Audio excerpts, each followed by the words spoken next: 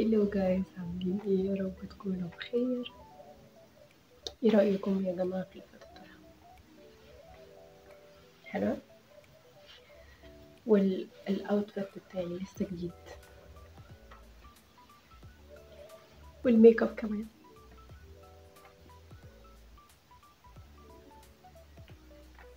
حاسة ان انا شكلي حلو سيكا. حاجة انا كنت عايزة اعملها بقالي كتير جدا جدا، وكنت اللي هو ايه، اعمل معملش اعمل معملش. قلت والله اللي انا عاملة لكم الفلوج ده والفيديو ده عشان انتوا حبايب قلبي. الله حبايب. عايزة اقول لكم برغم الصعوبات، اوكي، ان انا قابلتها ان انا اسجل الفيديو ده او اعمل ريكوردنج للفيديو ده، ان للاسف الكاميرا بتاعتي لسه اكتشفت. قلت والله العظيم انا عامله الفلوج ده على الموبايل، محدش وقفني.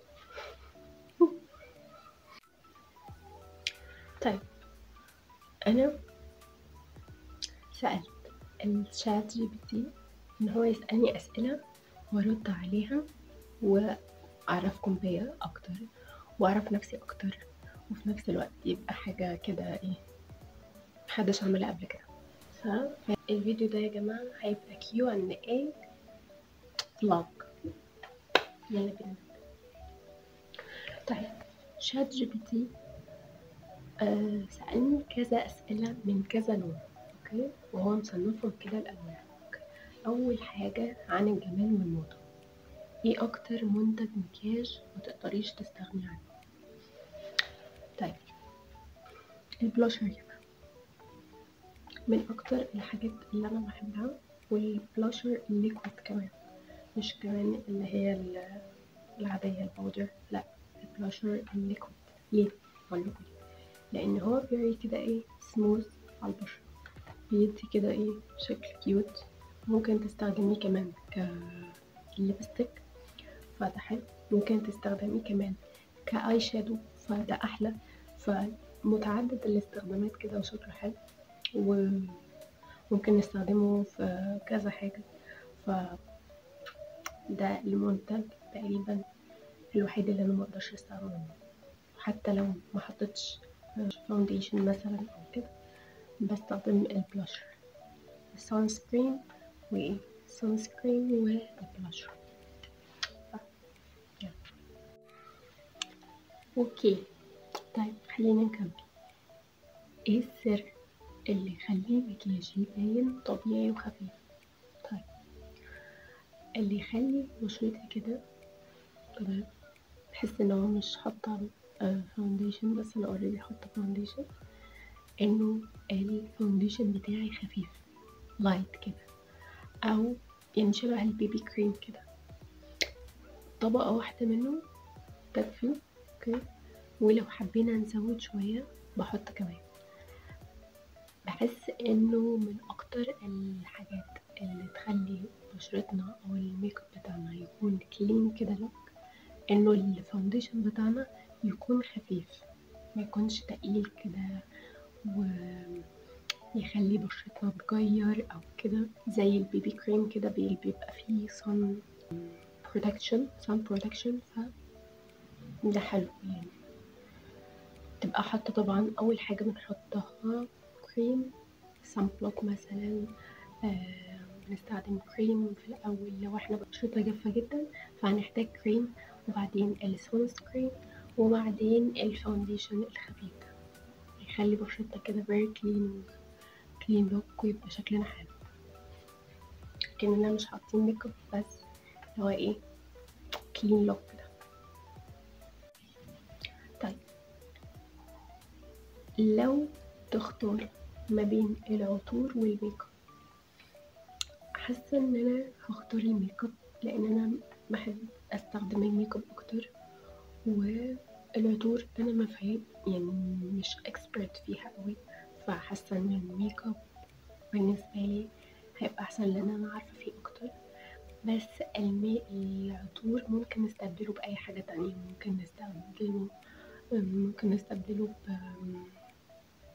بادي لوشن مثلا، ممكن نستخدمه بادي سبلاش. ممكن يعني ليه بدايل. انما الميك اب يعني ميك اب يا في ميك اب يا مفيش ميك اب. ايه اكتر نصيحة جمالية اتعلمتيها متأخر؟ اكتر نصيحة جمالية انه مش لازم نحط ميك اب كتير على بشرتنا عشان نبان ان احنا شكلنا واو او شكلنا حلو او كده. لا، بالعكس، بحس ان الميك اب السيمبل بيبقى شكله احلى بكتير عليا من الميك اب اللي هو فول ميك اب مثلا، او طبقات layers ميك اب على بعضها مثلا. بحس ان دي اكتر حاجة مخلية بشرتي تبقى يعني ايه مفيهاش ميك اب، ما تجهدش البشرة، لان الميك اب كتير بيجهد البشرة، فبالتالي هو ده النصيحة. ايه اكتر براند ميك اب او سكين كير كوري عايزة تجربيه الفترة دي؟ اولا الميك اب، عايزة اجرب الميك اب بتاع شيجلام، عايزة اجرب الليبستيك بتاعهم والليب بالم والحاجات اللي هي بتاع الليب كلها، الكومبو بتاع الليب ده نفسي اجربه بصراحة. تاني حاجة عايزة اجرب السكين كير الكوري من البراندات الكورية كلها بقى، كلها يا اختي. وانتوا عارفين انا اصلا ممبر في ياس كوريا، ف عايزة اجرب. واي حد من البراندات دي لو شاف الفيديو influence me يا جماعة اجرب لكم البراندات دي، اجرب لكم كل المنتجات بتاعتكم، انا مستعدة. طيب، روتيني صباحي، عناية البشرة بقى، ده قسم عناية البشرة. الروتين الصباحي في 3 خطوات. تمام، 3 خطوات بس. اوكي، اول حاجة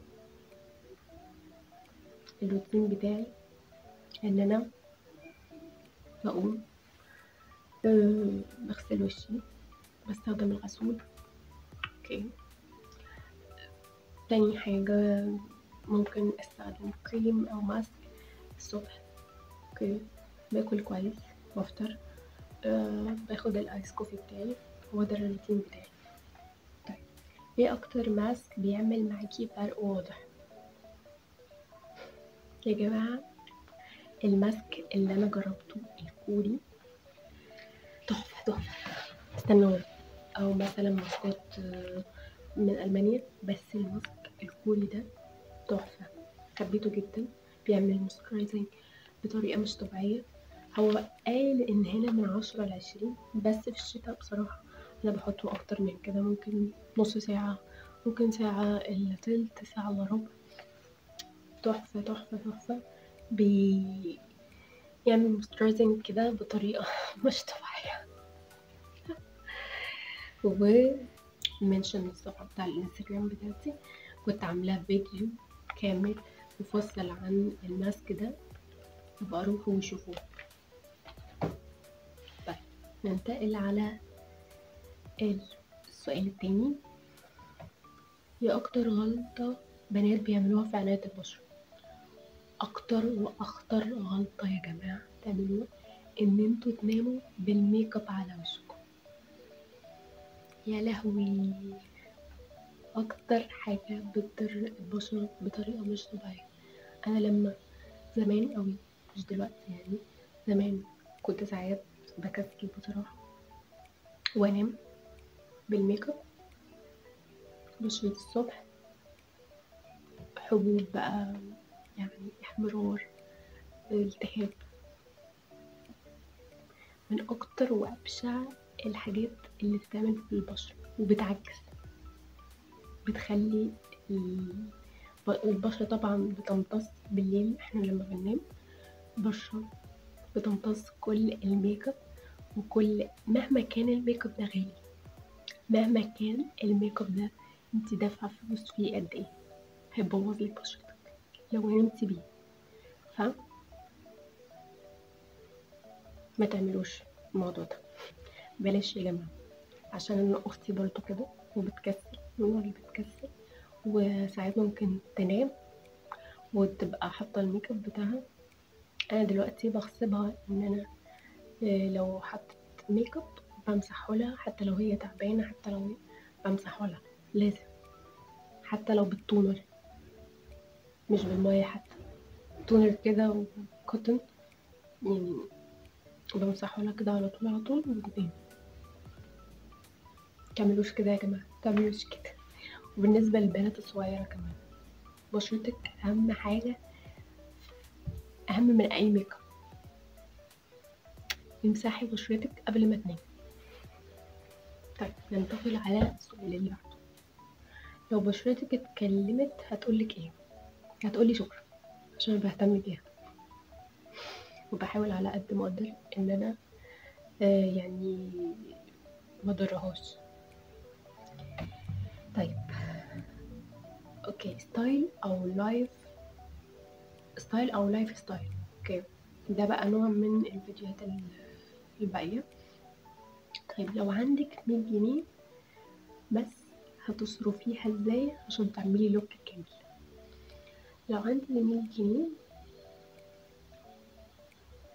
ممكن مثلا ايلاينر مثلا شكله جديد، ايلاينر الوان، ممكن اللي هي الايلاينر الالوان دي انا حابه اجربها جدا، فمتهيألي اكتر حاجه هجيبها هي الايلاينر الالوان، لون بينك بقى، لون ازرق، لون اخضر، لون بني، ماسكارا بني، بينك النهائي، اميل اكتر للحاجات دي، اكتر لون بيمثلني زي ما انتوا شايفين. شكلي حلو، طلع حلو عليه، بحبه جدا، بحس ان هو شكلي حلو وشكلي كيوت كده وانا لابساه. فاللون البينك من اكتر الالوان اللي انا بحبها عليه. انا بحب اصلا الالوان البيستال، بس الالوان الغامقه، في الوان غامقه كتير بتليق عليا وبحس ان هي شكلها احلى عليا لان انا بشرتي فاتحه. ف بس انا بلبس الالوان الفاتحه اكتر من الالوان الغامقه. طيب بتحبي ستايل كاجوال اكتر ولا كلاسيك؟ انا اوريدي بحب الحاجات المريحه، يعني بحب الكاجوال اكتر، بس الكلاسيك في الاماكن مثلا معينه، يعني انترفيوز مثلا كلاسيك،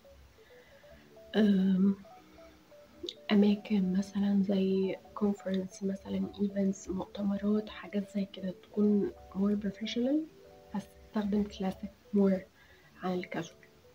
بس انا usually بستخدم الكاجوال. لو حد سألك ايه ستايلك في 3 كلمات، think ان هو cute، elegant، modest، من اكتر تقريبا الحاجات اللي ايه تعبر عن ستايلي اكتر. اوكي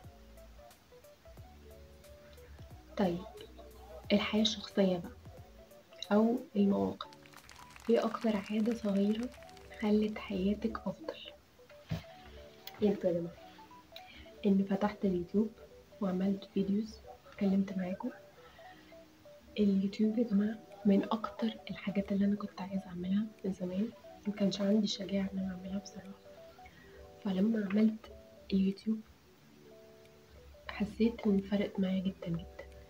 اولا اكتسبت خبرة ان انا اتكلم معاكم، اكتسبت خبرة في الايديتنج، عملت انالايسز او تحليل اليوتيوب مثلا، قعدت اتفرجت اكتر، شفت اكتر، عملت فيديوهات اكتر، فيديوهات كتيرة انت حبيتوها.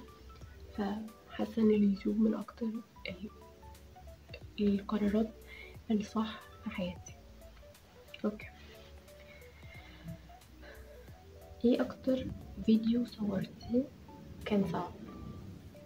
اكتر فيديو صورته يا جماعة كان الكوريان ميك اب. الكوريان ميك اب ده ما كانش الموبايل اللي انا بصور ساعتها عليه اتكسر، الشاشة جاب شاشة، كنتش اعرف حتى ايه هصور ولا افتح ولا اعمل، جاب شاشة خالص بقى اسود مكسور بقى وكل مكان. فما كانت من أصعب بصراحة، لأن أنا قعدت أدور أشوف موبايل تاني أصور بيه عشان أقدر إن أنا أصور لكم الفلوج ده، واستخدمت كذا موبايل عشان أقدر إن أنا أصور لكم وأعمل لكم الفلوج ده. تاني فلوج بصراحة، يعني كان 2 مش بس واحد. تاني واحد بقى هو الكوريان سكين كير. ليه؟ لأن أنا عملت فيه editing كتير وكان صعب، كنت بعمل الايديتنج أو الشاشة بتاعتي معاها فيديو تاني، فكنت بعمل ميكسينج للفيديوهات. فدي كانت من أكتر الفيديوز اللي أنا تعبت عليها في الايديتنج. دولت أكتر 2 فيديوز تعبت عليهم في اليوتيوب. طيب لو رجعتي 5 سنين لورا تنصحي نفسك بإيه؟ طيب أنا لو رجع بيا الزمن 5 سنين ورا كنت هبقى فاتحة اليوتيوب. هقول لنفسي أنا هفتح اليوتيوب أيا كان بقى كان شكله كان عامل ازاي. كان نفسي أوي إن أنا أفتح اليوتيوب وأعمل لكم فيديوهات وأتكلم معاكم يعني أتعلم أكتر على الإيديتنج وأحاول إن أنا أقول لها مثلا أو أنصح نفسي إن أنا أتعلم أكتر، وإن أنا أروح هنا وأروح هنا وأشوف وأتعلم تجارب أكتر وأتعلم وأروح كورسات أيا كان بقى الكورسات دي إيه. أيا كان حاولي تتعلمي على قد ما تقدري في الوقت ده، في أي مجال، في أي مجال تعلم فيه. هشوف ممكن برضو أروح أشوف ناس أكتر، أحضر إيفنتات أكتر، أحضر كونفرنس أكتر. مش مهم الحاجات دي تكون يعني أنا بحبها.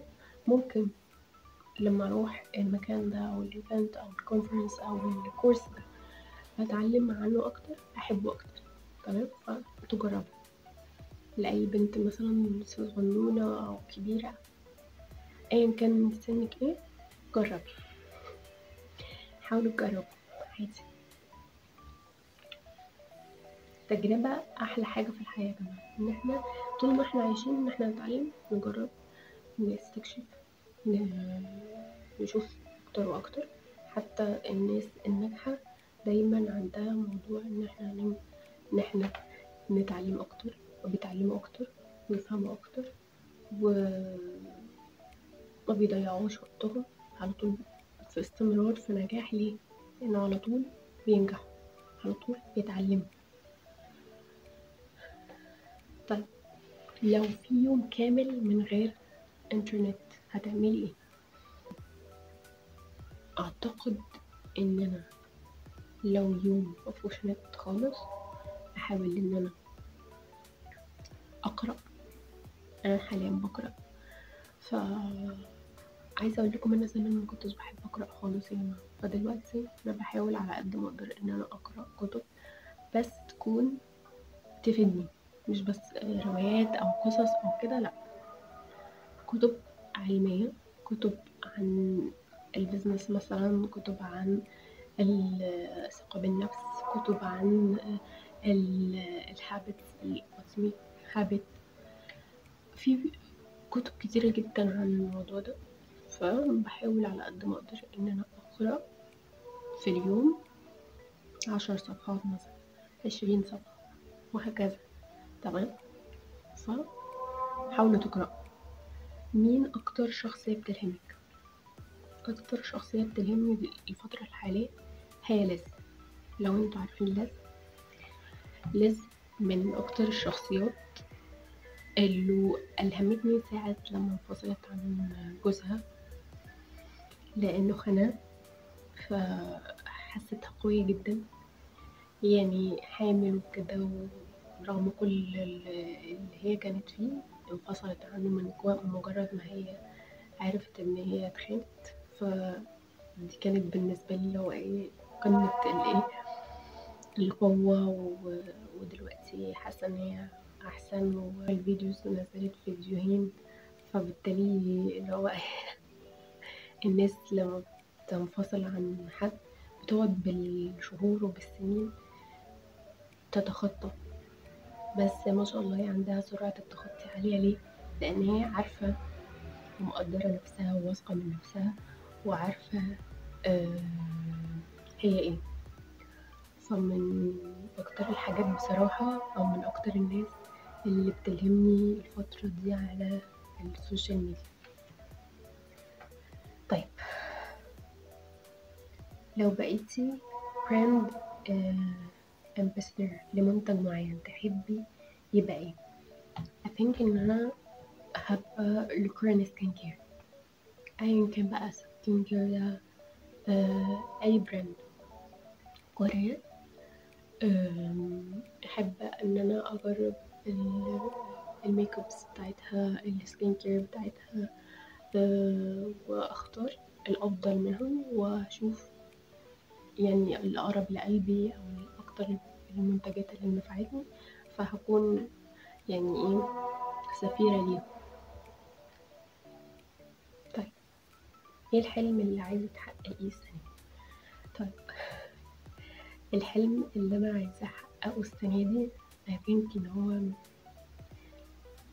مش عارفة ممكن أحققه ولا لأ، إن أنا على الأقل أبقى 5000 فولورز في القناة بتاعتي على اليوتيوب. فدي من أكتر الحاجات اللي من أحلامي إن أنا أحققها.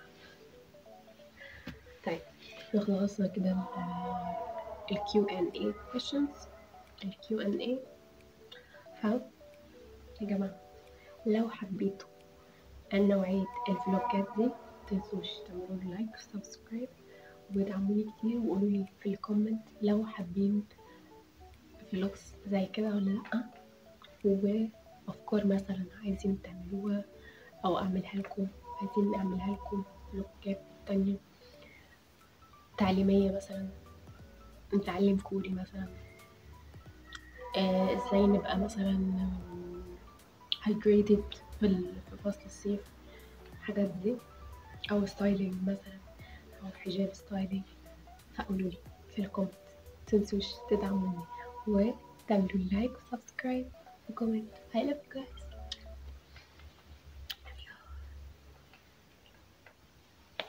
ودعموني كتير. I love you guys.